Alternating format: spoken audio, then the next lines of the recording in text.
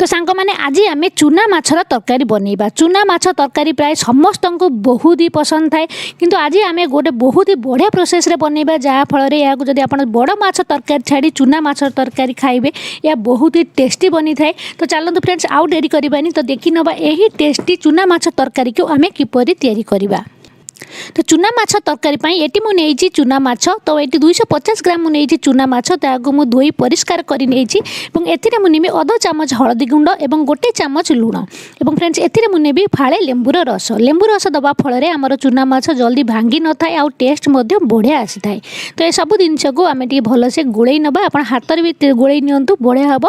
तो गोड़े सारापर आम या भाजवा। तो भाजवाई मुझे गोटे फ्राए पैन जहाँ मुझे गरम कर देवे तेल। तो मुझे नहीं 3-4 बड़ चामच सोरिष तेल बहुत बढ़िया लगी था माछ, टी अधिक तेल देवे जहाँफल भल से क्रिस्पी होगी भाजी हम। तो देखो तेल गरम हो सारापर आप माछ को धीरे धीरे कर पत्थर पकई फ्राए करवा, बेसी एकाथर पकईबे ना तो आप उल्टे पारे भांगी जबार संभावना रही है। तो किसी से मिनट पर देखिए आप तलपट देखो हो आसला, धीरे धीरे कर उल्टे देवे। तो मीडियम टू स्लो आंचर आप करेंगे, हाई आंचर करेंगे पोड़ीज। तो यहीपर देखो किसी मिनिट पर देखो या भल से भाजी होती बढ़िया से क्रिस्पी हो, तो ये आम बाहर करनबा। तो यहीपरि आम पाखे सबू माछ को आप भाव भाजी नियंतु एवं ताकू आम यहीपरि भाव काढ़ी नियंतु। तो देखो फ्रेंड्स आम चूना माछ सब ये भाजी नहीं बढ़िया से क्रिस्पी हो जाए देखिपे। तो चलतु यह आम मसला तैयारी करवा।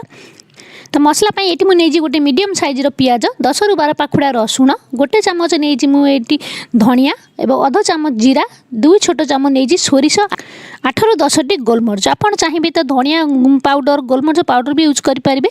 2टी मीडियम साइज टमाटर मुझे जहाँ छोट छोट कर काटी नहीं। तो ये सब जिनस को नहीं गोटे शुखिला लंका 2टी कंचा लंका नहीं सब जिनस को गोटे ग्राइंडर जार में नहीं नवा और यह गोटे स्मूथ अल्प टी पानी दे गोटे पेस्ट बनवा भल से पूरा बाटी नवा चिकन कर। तो देखो यहाँ हो जाए।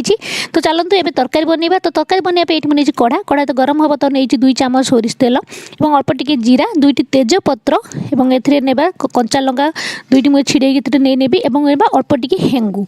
तो ये सब टी समय भाजी नवा केते सेकेंड पाई। एथिरे आमे रखिथिबा मसला बटा को एथिरे आमे पकाई नबा। गैस फ्लेम को स्लो कर नियंतु और एथिरे एहाको आमे पकाई नबा और एहाको अल्प किछ समय पाई टिके धीरे धीरे एपरि टिके भाजी नबा एहाको। एवं आमे रखिथिबा जो सोरिष मसला तो जारटा को भल धोई दे एथिरे पानी दे देबे और एहाको अल्प समय पाई टिके समय पाई आमे एहाको भाजीबा। तो गोटे मिनिट भीतर आमे एहाको भाजिला परे एथिरे आमे सुखिला मसला सब ऐड करबा। तो सुखिला मसला रे मुझे अध चामच हळदी गुंड, अध चामच लंका गुंड, स्वाद अनुसार लुण, तो अध चामच लुण नहीं और गोटे चामच ये मुझे मीट मसला। माछरे मीट मसला बहुत ही टेस्ट लगी था। आप मीट मसला चिकेन मसला फिश मसला यूज करेंगे ना, तो आप किसी यूज करना चाहूना गरम मसला भी यूज करेंगे। जब भी किसी यूज करना चाहूना सब स्किप करेंगे, जहाँ आम मसला बाटुँच यूज करेंगे। तो ये सब जिनस को स्लो फ्लेम रे आम 1 ରୁ 2 मिनिट धीरे धीरे ये हल्का हल्का भाजी नवा जहाँफल मसला आम भल से कषि हो।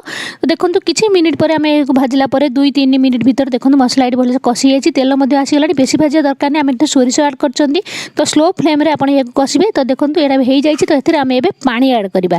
तो आपको जितनी ग्रेवी दरकार तो पानी ऐड करूँ। 1 ग्लास पानी नहीं, बेसी पानी एथरे दरकार नहीं, बहुत पानी झोल हेनी। तो ग्रेवीटा टी बढ़िया हम। तो से अनुसार आप देखिए पानी नियंतु और गैस को मीडियम कर फुटेबा भल से। देखो फुटिया स्टार्ट होती। तो यह आम 1 मिनिट में भल से फुटाई नवा। तो देखो यह 1 मिनिट हम फुटी आसला फुटुची और एम रखिए माछ को जो फ्राए कर रखी भाजिकी। तो ये पकई नवा और से ही भाव यह 1 मिनिट आउ भल से फुटाइबा। तो देखो फ्रेंड्स यह फुटुची, आप देखिपे केते सुंदर कलर भी आसीगला। तब देखो यहाँ 1 मिनिट हे फुटा स्टार्ट हो। तो 1 मिनिट हो गला ये भल से फुटुची। तो देखो यह आम भल से गोड़े नवा। तो देखो ये ग्रेवी ही दरकार मोर, अधिक पानी दरकार नहीं। तो ये बन रेडी हो। तो लास्ट आम ए ऐड करवा अल्प टिके गरम मसला। तो अल्प टिके आम गरम मसला लास्ट ऐड कर आउ कि धनिया पत्र ऐड कर और ये भल से गोड़े नियंतु और गैस फ्लेम को बंद कर नियंतु। तो नियंतु फ्रेंड्स आमर छोट माछ चूना माछ तरकारी बनी रेडी हो। बहुत ही टेस्ट लगी था। बड़ माछ तरकारी छाड़ी आप चूना माछ तरकारी खाइबे, बहुत ही बढ़िया टेस्ट यार। आप थोड़े खाई देखूँ और यहीपरि भाव थोड़े बनई देखूँ, देखिए केते सहजरे आउ केते अल्प समय भितर आउ केते बढ़िया टेस्टी आपंकर चूना माछ तरकारी बनी रेडी हो। तो फ्रेंड्स आप निहाती थोड़े ये ट्राए करूँ आ किपर लगे मत कमेंट लिखि निहाती जणाइबे। तो फ्रेंड्स पुणी देखा नेक्स्ट वीडियो रे। तब तक के लिए bye bye and take care.